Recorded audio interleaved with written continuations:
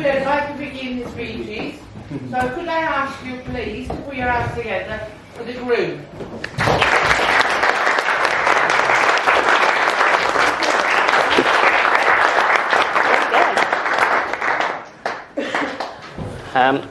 Thank you for all coming, and I'd like you to see I've prepared a very thorough speech.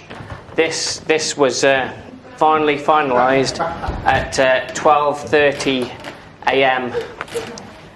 Last night, and this is the final piece. So I'll just put that up. But luckily I've got a backup.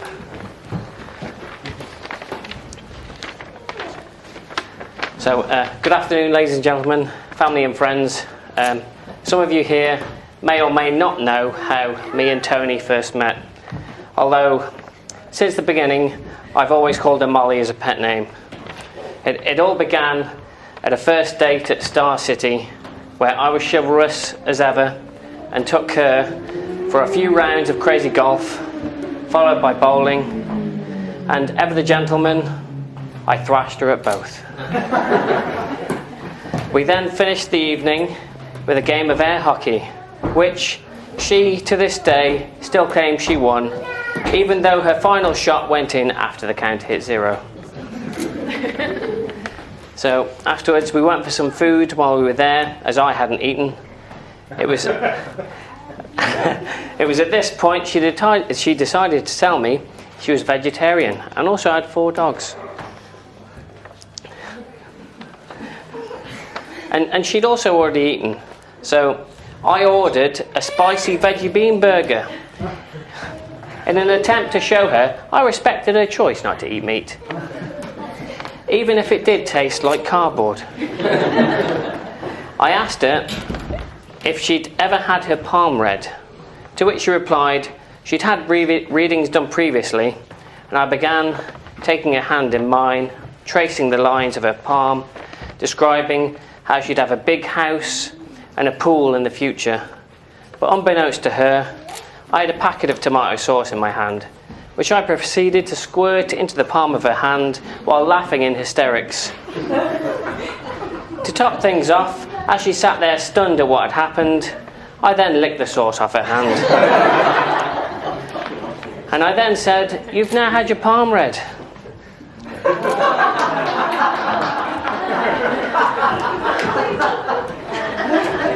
Believe it or not, she laughed. And later we shared a kiss, and she told me she wanted to see me again. It was at this point I knew I'd found someone who got me and was a keeper. Now that girl has stolen my heart and has become my wife. It hasn't been plain sailing getting here. As many of you know, we both lost our old girl Maggie, who Molly'd had for over 13 years. They'd been together through everything. And I felt privileged to add to this special friendship. It's my thought that Maggie was looking after Molly all this time and waiting for the right person, worthy to take her place. I feel she saw that in me, and she passed on, knowing I would continue to love, cherish and protect Molly in her absence.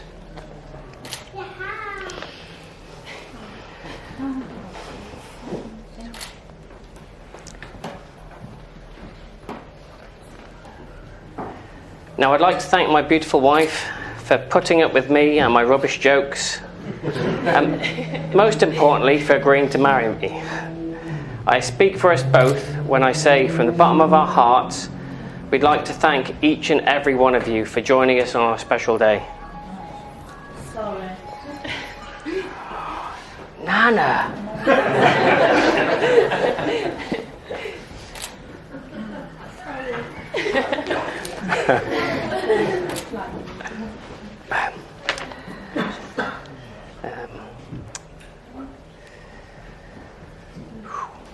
Yeah. After all, without all of you here, there'd be nobody to laugh at my rubbish jokes.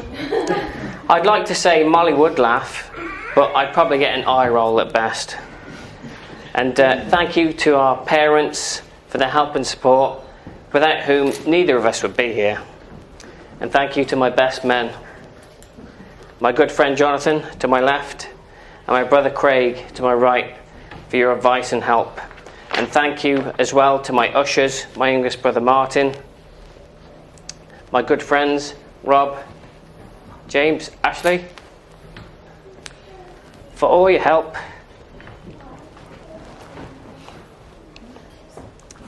Bringing everything together. And thank you to our wonderful bridesmaid Angel, and to our lovely flower girl Isla.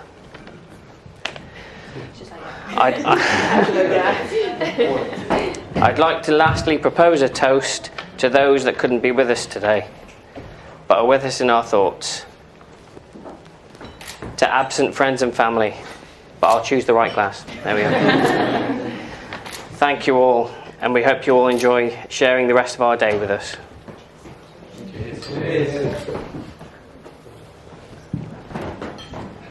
I will now hand you over to one of my best men.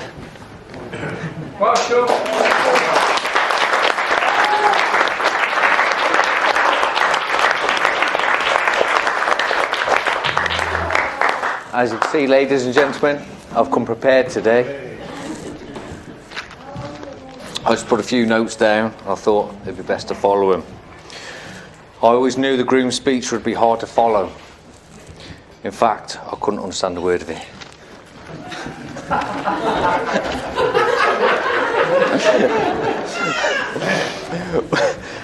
One of the most entertaining moments in any wedding day is the best man's speech. A chance for a close friend and a brother to roast the groom one last time before he heads off red-faced into married life.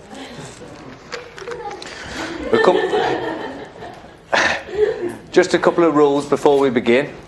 If you have a mobile phone, leave it on. Entertain yourselves. Anyone text you any good jokes, send them my way. I didn't know really where to start, so I thought I'd look through the internet. After a couple of hours, I found some really, really good stuff. But then I remembered I was supposed to be writing a speech. He said, you're going to do a best man speech. A best man is like a body at a funeral. You're expected to be there, but if you say too much, you start freaking people out.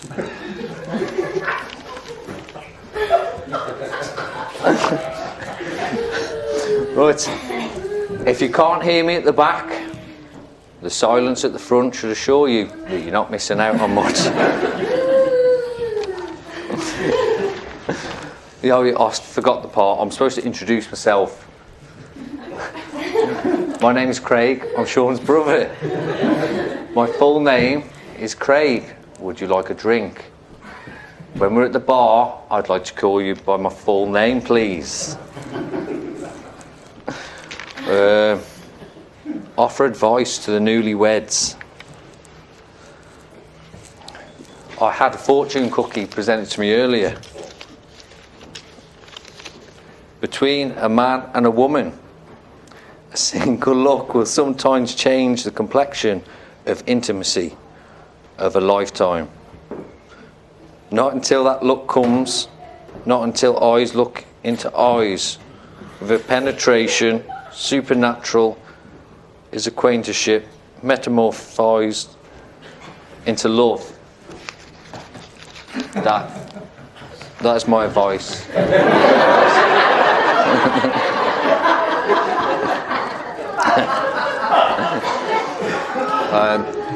I'd just like to compliment Molly.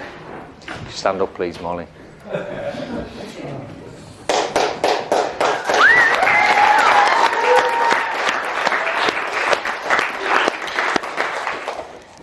You're looking very beautiful today, Molly. Not that you don't any other day, but today you're stunning, and I'd just like to compliment you on that. Bridesmaids, flower girls, also very good job today. You're also looking stunning. Best men, very, very stunning. Ushers, you're just down the food chain a little bit. Okay. It's on here somewhere. 10 props. Props. Okay, I thought I'd try something different because I'm that kind of guy. So, I thought I'd tell us a wee story about the stag do. So, I need everybody's help in the room. Have you ever seen Punch and Judy show? Yeah? Okay. We're going to go for this. We've got one shot, so let's get it right. Okay? When the glass goes up, I want to cheer. Glasses up. Hey! Come on, I want fallow fields to hear what's going on. Glass up. Yeah, that's more like it. Glass down.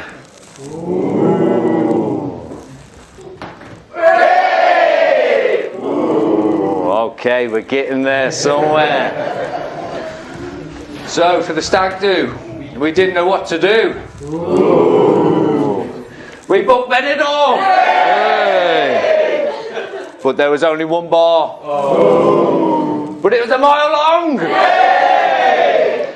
There was only one barmaid. For every man. Yay!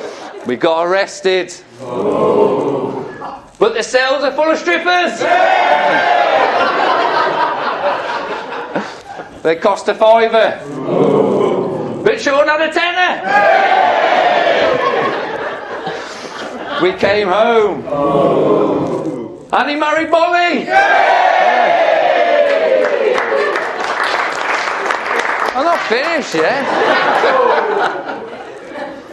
That's the end of my speech. But Johnny's carrying on!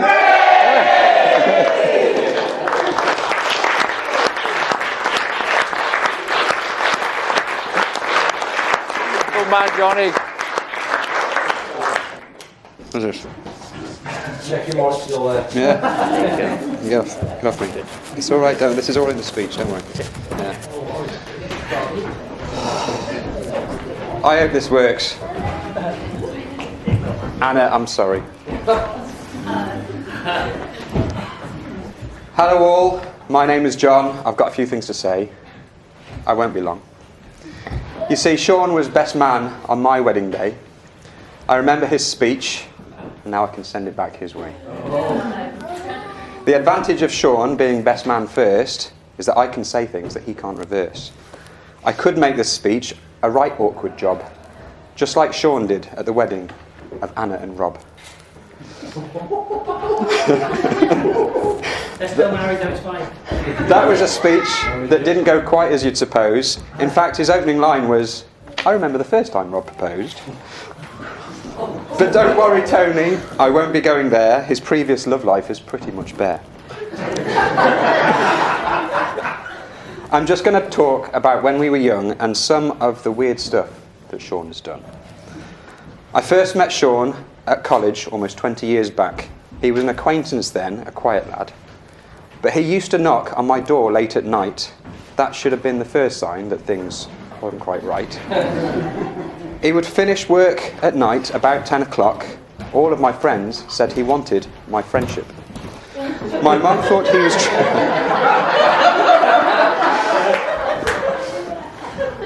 My mum thought he was trying to sell me drugs.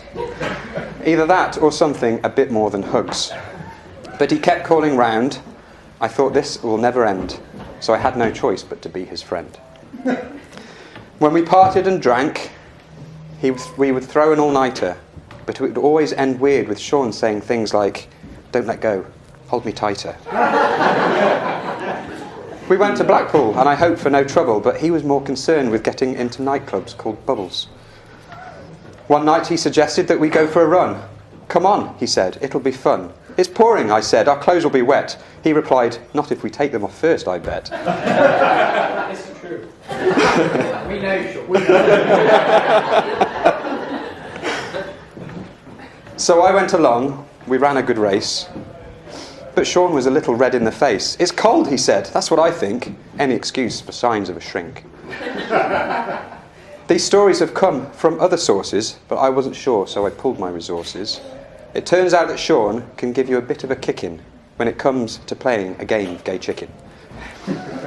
He played this once with a submariner medic, a really nice guy, but a bit homophobic.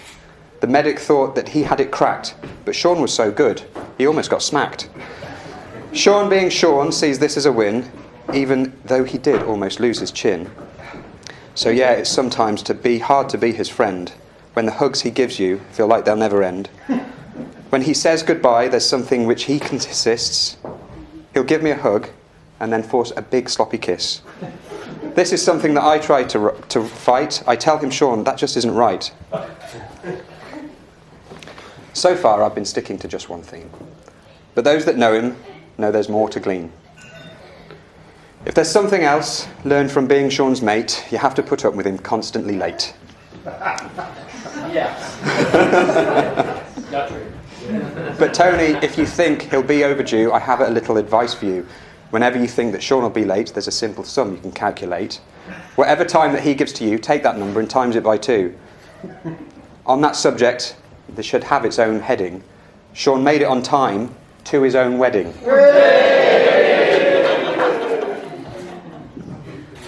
I would like to offer congratulations of a sort. After all this time, who would have thought that he would be on time for one thing in his life? Maybe he just needed Toni as a wife. At the beginning of a new life as a soon-to-be civilian, and now he has a wife who's 1 in a million. It looks as though things are looking up for Sean then, for everyone he knows, especially the men. So everyone standing, please, all in this room.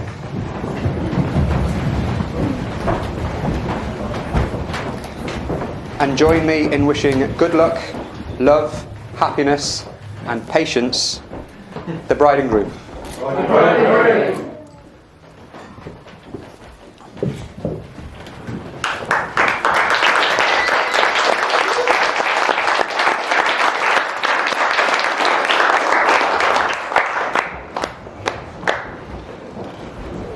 And lastly, my dad is going to say a few words. I'm father of the groom, or dad. Marriage is a fun adventure that is full of surprises, twists and turns. As someone who has been married for a long time, I am still on this exciting journey. And I have to say that it never gets old, being married to the person that you love. Sean, my wish for you is that you and Molly have the same good fortune and love that me and Mum had. And through all these years, may you love each other, be full of patience, understanding, be honest, loyal and good to each other. And I hope that you will always make each other laugh until you cry.